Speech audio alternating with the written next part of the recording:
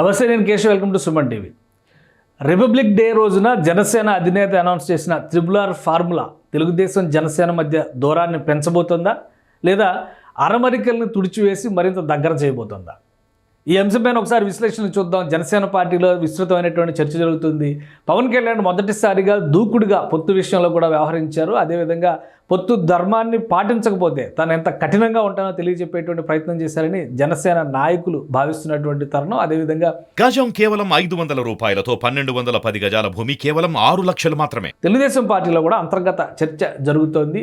ఒకవేళ సీట్ల అనౌన్స్మెంట్ అనేది జరిగితే అది ఉమ్మడిగా జరగడమే పొత్తుకు శ్రేయస్కరం అనేటువంటి అభిప్రాయం వ్యక్తమవుతుంది. ఈ నేపథ్యంలో పవన్ కళ్యాణ్ అతి త్వరలోనే ఢిల్లీ వెళ్ళబోతున్నారు. ఆల్రెడీ కేంద్ర హోంమంత్రి, అదేవిధంగా భారతీయ జనతా పార్టీలో కీలకమైనటువంటి నేత అమిత్ షా, భారతీయ జనతా పార్టీ జాతీయ అధ్యక్షుడు జేపీ నడ్డా అపాయింట్మెంట్ కోరినట్టుగా సమాచారం ఉంది. ఈ క్రమంలోనే మూడు పార్టీల మధ్య ఒక సఖ్యతపూరితమైనటువంటి వాతావరణం ఉండాలంటే పవన్ కళ్యాణే కీలకమైనటువంటి బాధ్యత తీసుకోవాలనేటువంటి అభిప్రాయం బీజేపీ వ్యక్తం చేసినట్టుగా తెలుస్తుంది. ఈ క్రమంలోనే పవన్ కళ్యాణ్ కొంత కఠినంగా వ్యవహరించారనేది సమాచారం. ఈ నేపథ్యంలో జనసేన పార్టీ నాయకులు కూడా పవన్ కళ్యాణ్ స్టేట్మెంట్కి అనుగుణంగా కొన్ని కామెంట్స్ చేస్తున్నారు.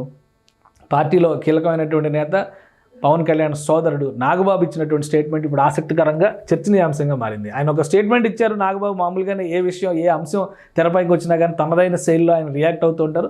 జనసేన పార్టీలో జనసేన అధినేత ఇచ్చినటువంటి త్రిబుల్ ఫార్ములా, అంటే అటు రాజోలు, రాజానగరం సీట్ల అనౌన్స్మెంట్, అవి జనసేన సీట్లు అనేటువంటి అనౌన్స్మెంట్ పార్టీలోని శ్రేణుల్లో కూడా చాలా ఉత్సాహాన్ని నింపిందని జనసేన పార్టీ నాయకులు అభిప్రాయపడుతున్నటువంటి పరిస్థితి. ఈ తరుణంలో నాగబాబు ఇచ్చినటువంటి స్టేట్మెంట్ కూడా ఆసక్తికరంగా మారింది.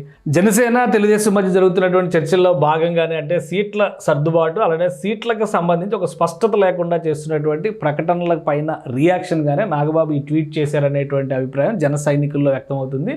Just a few laws need to be reminded sometimes. కొన్ని సూత్రాలు ఖచ్చితంగా కొన్ని సందర్భాల్లో గుర్తు చేయాల్సి వస్తుంది అనేటువంటి స్టేట్మెంట్ పెడుతూ ఆయన ట్వీట్ చేశారు. For every action there is an equal and opposite reaction. ప్రతి చర్యకి కూడా అదే స్థాయిలో అంతే వ్యతిరేక చర్య, ప్రతిచర్య ఉంటుంది అనేటువంటి మాటని నాగబాబు గుర్తు చేశారు. సో జన సైనికుల్లో ఇప్పుడు ఒక అమితమైనటువంటి ఉత్సాహం ఉంది. తెలుగుదేశం పార్టీతో ఒక సమఉజ్జిగా జనసేన పార్టీ నిలబడుతుంది. జనసేనకి సంబంధించినటువంటి ఈ మైత్రి సూత్రాన్ని పవన్ కళ్యాణ్ తన మీద వదిలేయండి, తన బాధ్యతగా తీసుకుంటాననేటువంటి మాట పదే పదే చెప్తున్నారు. ఈరోజు ఆయన రియాక్ట్ అయినటువంటి విధానం పైన కూడా జన సైనికుల్లో ఉత్సాహం కనిపిస్తుంది. అదేవిధంగా నాగబాబు ఇచ్చినటువంటి స్టేట్మెంట్ దాన్ని మరింత ఉత్తేజపరుస్తున్న పరిస్థితిలో ఉంది. అలానే రాబోయేటువంటి రోజుల్లో కూడా సీట్ల సర్దుబాటు పైన పవన్ కళ్యాణ్ కేంద్రంలోని పెద్దలతో మాట్లాడిన తర్వాత ఒక స్పష్టమైన ప్రకటన చేస్తారు. ఆ తర్వాత ఇమీడియట్గా వారాహి యాత్రని పవన్ కళ్యాణ్ ప్రారంభించబోతున్నారనేది జనసేన నేతలు చెబుతున్నటువంటి సారాంశం. అంటే మొదటి వారం తర్వాత, ఫిబ్రవరి మొదటి వారం తర్వాత వారాహి యాత్ర ఏపీలో మొదలు కాబోతుందనేటువంటి సమాచారాన్ని జనసేన నేతలు ధీమాగా చెప్తున్నారు. అందుకే ఇంత దూకుడుగా పవన్ కళ్యాణ్ వ్యవహరిస్తున్నారు. పవన్ కళ్యాణ్కి మద్దతుగా నాగబాబు వంటి నాయకులందరూ కూడా నిలుస్తున్నటువంటి పరిస్థితి ఉంది. అలానే ఇతర పార్టీల్లో ఉన్నటువంటి అసంతృప్త నేతల విషయంలో కూడా పవన్ కళ్యాణ్ జాగ్రత్తగా కొన్ని నిర్ణయాలు తీసుకుంటున్నారు. ఈ వారంలో మరికొన్ని జాయినింగ్స్ ఉండేటువంటి అవకాశం ఉంది. కీలకమైనటువంటి నేతలు కూడా పార్టీలోకి రాబోతున్నారు. ఆ తర్వాత ఆయన యాత్ర విస్తృతంగా జరుగుతుంది.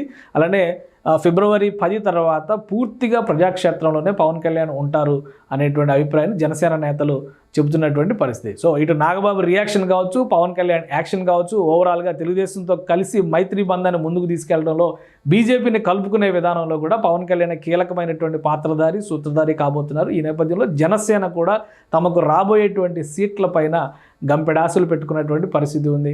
మరి ఎంతో సమయం లేదు, అతి కొద్ది కాలంలోనే దీనికి అంతా కూడా పవన్ కళ్యాణ్ ఒక స్పష్టమైనటువంటి సమాధానం ఇవ్వబోతున్నారు అనేటువంటిది జనసేన నేతలు నమ్ముతున్నటువంటి మాట.